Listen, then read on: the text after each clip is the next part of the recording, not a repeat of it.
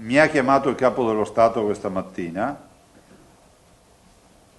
per chiedere informazioni su come sta andando, se ci sono problematiche. Ho detto esattamente quello che ho detto a voi, quindi ho ringraziato per l'interesse, ho parlato anche lungamente della situazione, ho spiegato che la vera preoccupazione sono, diciamo, i comportamenti di pochi che rischiano di inficiare il lavoro di molti, e lo slogan potrebbe essere, lo dico a voi, uno spritz in meno per evitare il lockdown.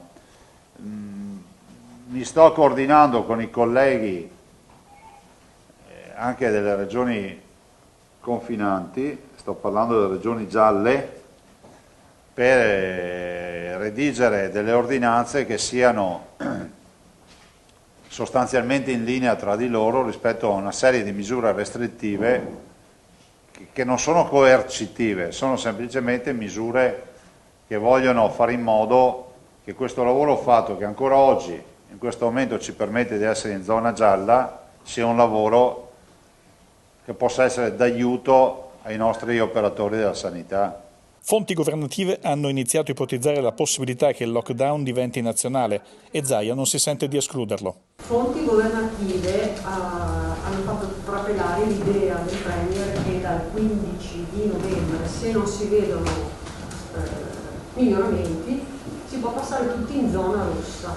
Lei ha sentore di questo? Cosa ne pensa? No, non ho sentore di questo, ma non lo trovo neanche improbabile, perché è ovvio che se galoppiamo con questi numeri e si manda in crisi il sistema deve trovare qualcuno che reagisce.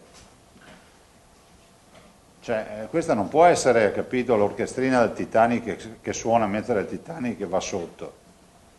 Cioè, evitiamo di ripetere questi errori. Cioè, qua c'è poco da stare lì a mantenere in vita l'orchestrina. Cerchiamo di capire che dobbiamo portare il Titanic in porto sicuro, non deve affondare, siamo nelle condizioni di farlo perché non affonderà, però neanche che qualcuno faccia festa intanto che manovriamo. Intanto uno dei problemi più sentiti durante l'emergenza riguarda la carenza di personale sanitario a cui la Regione deve rapidamente ovviare. Un'ultima domanda che riguarda il personale. Sì. Fra pochissimo credo sia già uscito, chiedo conferma, il bando per gli infermieri, per quanto riguarda i medici. 500 posti.